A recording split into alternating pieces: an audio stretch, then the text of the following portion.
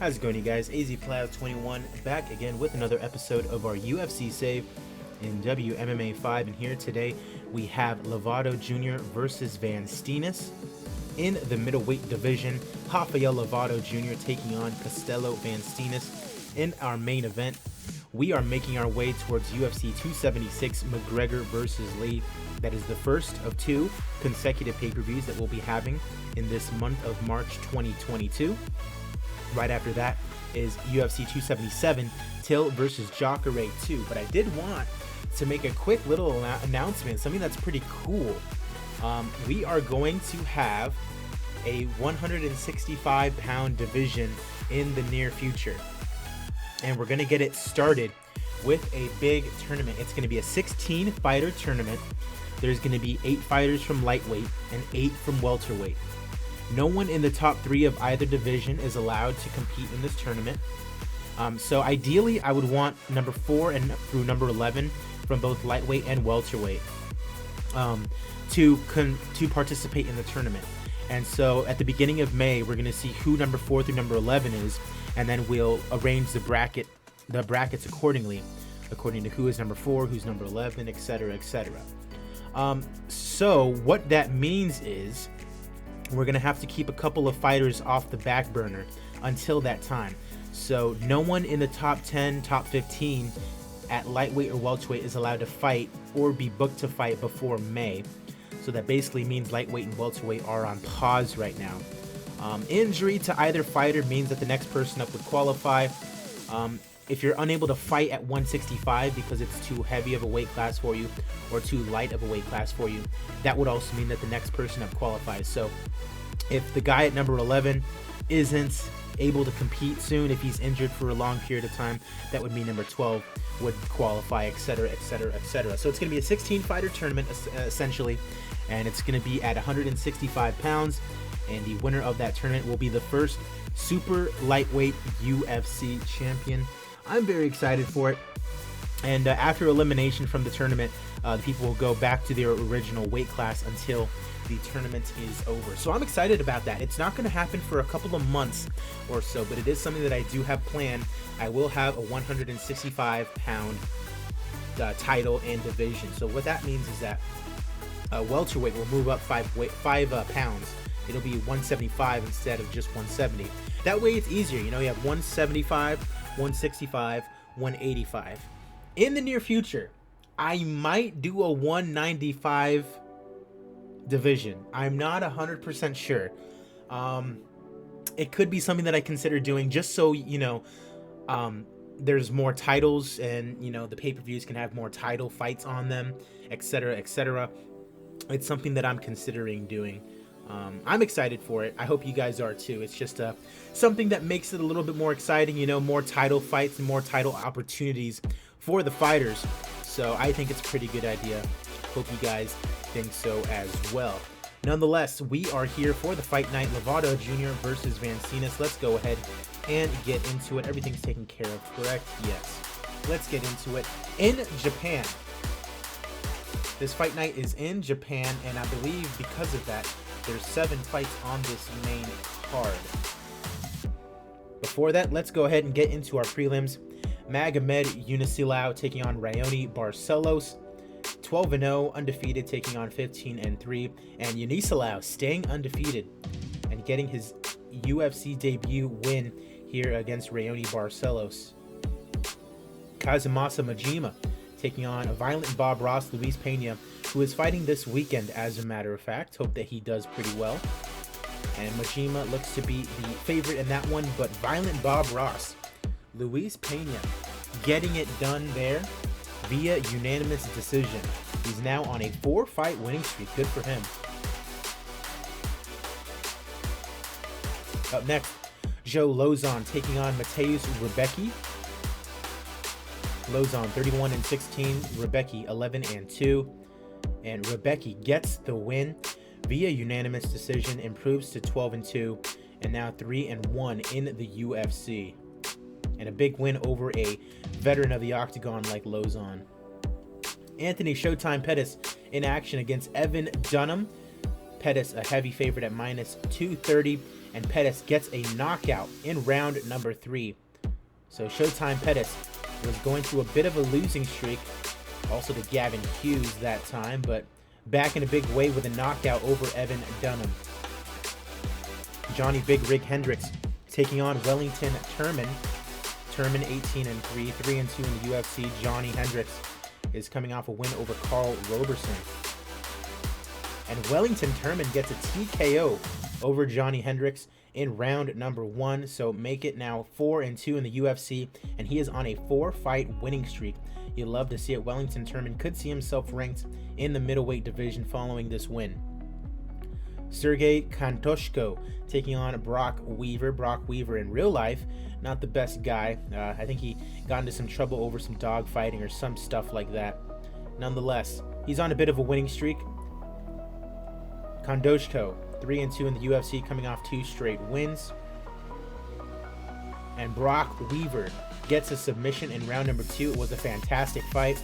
Love to see it. Brock Weaver now on a good winning streak. We'll see if he's ranked. Lyman Good taking on Laureano Staropoli. Staropoli 10-4, 1-3 in the UFC. Needing a win here if he wants to stay in the UFC. Lyman Good coming off a loss to Sage Northcutt. And Staropoli gets a key victory there over Lyman Good via unanimous decision. Improves to 11-4 in his career. Diego Sanchez taking on Jack Marshman, the veteran of the Octagon, a heavy favorite, and he loses via TKO to Jack Marshman. Marshman now 6-5 in the UFC, was on a nice 2-fight winning streak before losing his last time out, and he gives his respects to Diego Sanchez, still going at it at the age of 40. Up next, Chiara Penko taking on Estela Nunes. Nunes 8-4-1, 0-2 in the UFC. She might get sent down to Invicta if she loses this next fight, I should say.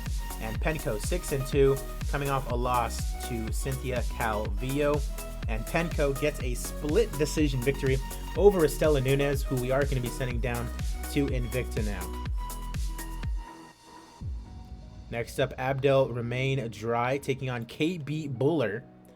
Buller 10-1, a big favorite here today, 2-1 here in the UFC.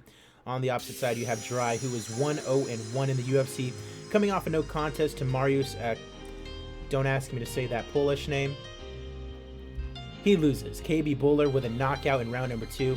It was a fantastic fight. He improves to 11-1 in the middleweight division. Hope to see more of him in the near future. Darren the Damage Elkins taking on Calvin Kattar in our first main card fight of the night. Darren Elkins, number 12 in the division, coming off 2 straight wins. Lance Palmer, AJ McKee. Calvin Kattar, number 11 in the division, coming off 2 straight wins of his own. Kevin Aguilar and Josh Emmett. Before that, lost to Patricio Pitbull. And TJ says Sparta for some reason. Darren Elkins with a unanimous decision over Calvin Kattar. Was a good fight. Love to see it. And now Damage. 3 straight victories for him. And he wants to take on Jeremy Stevens. Interesting call out there. Hometown girl Kana Watanabe taking on Sarah Cheesecake Morris. Watanabe is the underdog at plus 180. Morris 9-8. If she loses, we might send her down to Invicta. She's on 2 straight losses. On the opposite side, Watanabe 3-0 in the UFC. Not against the best of competition, but undefeated nonetheless. And loses via submission to Sarah Cheesecake Morris, who will stay in the UFC now following that victory. And calls out Yana Kunitskaya. Liana Jojua taking on Sarah McMahon. McMahon not too long ago fighting for the Bantamweight Championship against Amanda Nunes. Was on a good run before that. Liana Jojua, number 14 flyweight in the world. She's on a 3-fight winning streak. We'll see what she can come up with. It's a pretty even fight, and Jojua armbar submission over the former title challenger in McMahon. Wow, Jojua. Where is this coming from? I mean, look at her. Before this, she's won 6 out of her last 7. That is insane. She lost to Betch Kohea, which isn't a bad loss. And then Jessica Rose Clark, Martina Check, Caitlin Vieira, and now beating up on Sarah McMahon, who is the number 9 bantamweight in the world. McMahon could retire after this also. But what a win for Jojua. And yeah, McMahon retires. Wow. So Jojua retires Sarah McMahon and probably catapults herself into the top 10. Another hometown boy, Tenshin Nasukawa. You might know him from having that exhibition with Floyd Mayweather where he got kind of embarrassed, to be honest, but he's a really good kickboxer. He takes on Janelle Lausa. Lausa 10-4, 4-2 in the UFC on a 3-fight winning streak, so he's looking pretty promising himself. He takes on Tenshin 5-0. This is his UFC debut, straight out of Ryzen. And Tenshin Nasukawa gets the TKO victory in round number 1. It was a good fight, and the 23-year-old making a good account for himself, debuting in the flyweight division.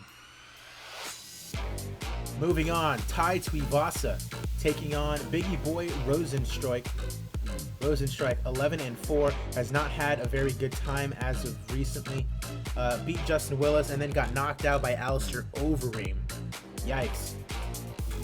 On the other side, Tuivasa had a nice little 3-fight winning streak going. Tabura, Derek Lewis, and then even Junior Dos Santos. Then got knocked out by Francis Ngannou. And Tuivasa is a heavy favorite, and he knocks out Biggie Boy Rosenstruik. Now, I don't think that would happen in real life, but nonetheless, both men now with 5 losses on their record, and Tuivasa is certainly happy. Moving on, John Moraga taking on Demetrius Mighty Mouse Johnson. Now, John Moraga, 14th in the flyweight division, coming off a no contest to Hector Sandoval. Before that, lost to Davison Figueiredo. Mighty Mouse Johnson, you can see the momentum there, -4. He's not having a good time. His first fight back, lost to Joseph Benavidez. Beat Davison Figueiredo, that's pretty good. And then lost to Jose Torres. He needs a pretty big win. And he doesn't get it. Wow. Mighty Mouse Johnson gets defeated by John Moraga. What is going on? He gives his respect to Mighty Mouse, but John Moraga is victorious. And that brings us to our main event. Rafael Lovato Jr. taking on Costello, the Spaniard Van Steenis. In the middleweight division, these are 2 top 10 middleweights here. You can see Van Steenis, DiChirico, Akhmedov, Rockhold, and then Jotko. A good account of himself. Also, Lovato immediately comes in. Tim Kennedy, Brad Tavares, Alexander Schlemko. And a win like this could put you in serious consideration for a title contention. Lovato Jr. is a heavy favorite as we get our main event underway. Herb Dean, your referee.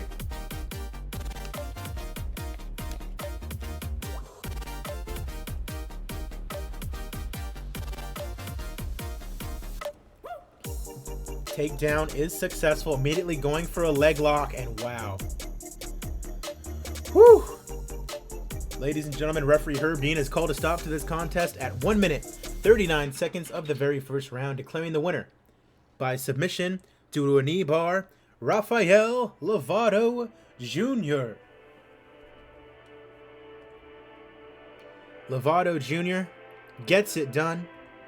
Now 14-0, still undefeated. Wow. Former Bellator middleweight champion now with a good account of himself and looking to prove himself to be a contender at middleweight here in the UFC as well. Popularity unchanged. I know we had a couple of fantastic fights.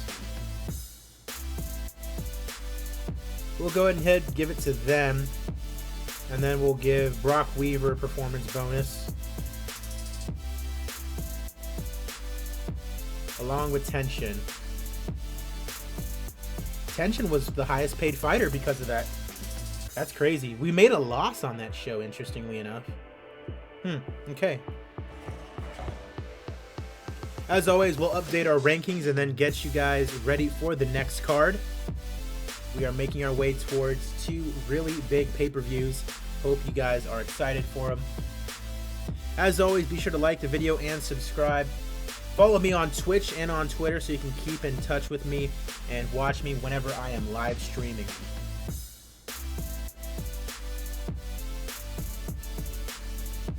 Hope you guys are having a good day. Hope you guys have been keeping up in the MMA world. Hope you guys are excited for all the fights to come. I know I'm pretty excited for the 3 title fights that we're going to have in store for us at the next pay-per-view. I mean, Adesanya, Jan Blachowicz, like that's going to be crazy. Piotr Jan taking on Aljamain Sterling, and Amanda Nunes against Megan Anderson. I mean, 3 title fights, like that's just, it's worth it alone, you know, 3 title fights. And then you have some real good fights on the prelims as well. Dominic Cruz is in action on the prelims, like that's insane. Whew, I'm excited. I can't wait for that day.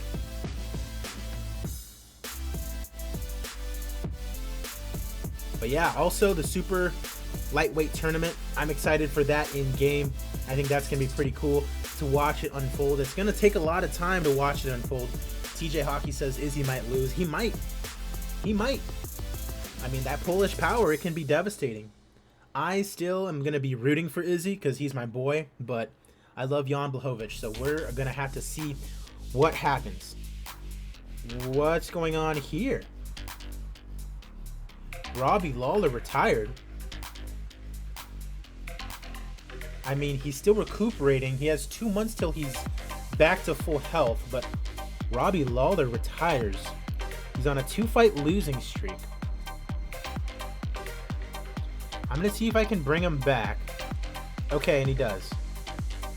I was about to say, that's scary. I don't want to lose Robbie Lawler. Because he's still popular, right? Low-level international. Yeah, he can still main event cards. Let's update our rankings. Tuivasa moves up to number 4. And where was Rosenstrike stays at number 18. I mean, Cruz actually agreed to bring in the prelims. I mean, yeah, why not? He probably knows because it's going to get him the most amount of eyes on him. Van Steenis moves down to number 10. Lovato still there at number 2. And I mean, it looks like he might need one more win. Like a win over someone like Costa or Brunson, maybe.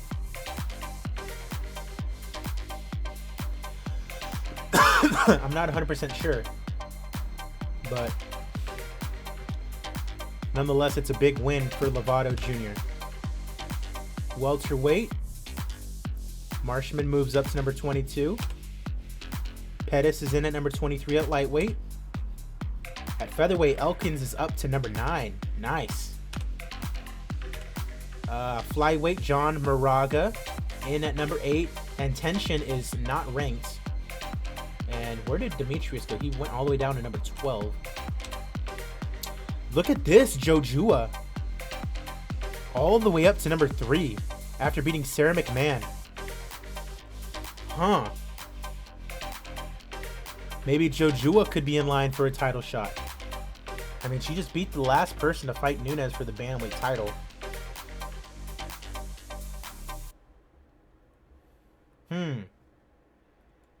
Because Jermaine is fighting Aldana. That fight is probably going to determine the next contender, to be honest. We shall see. And then nothing going on there.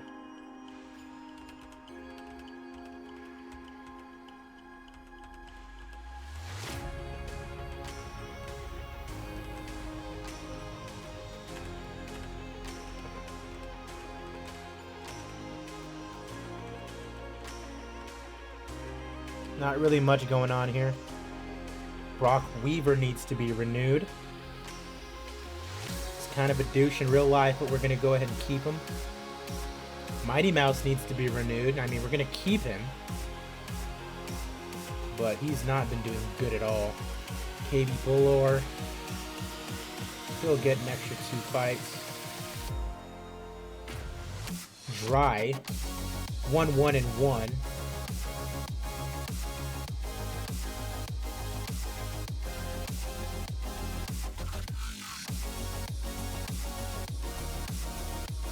We'll go ahead and cut him loose. Chris Saunders is with us now. Wellington Turman. Definitely going to keep him. Janelle Lausa. He was on a 3-fight winning streak before this, so we'll go ahead and keep him.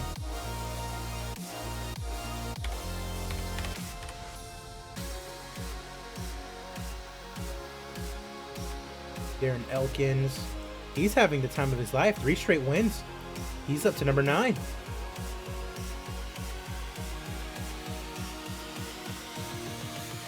Look at him go. McMahon retires. Angela Masakawa, take him off the short list. And then I think Moraga, take him off the short list. Right, and then Angela Samara we can finally send down. She got a win, good for her.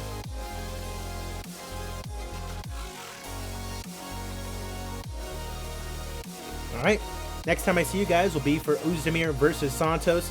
We are making our way towards UFC 276 McGregor versus Lee and UFC 277 Till versus Jacare 2.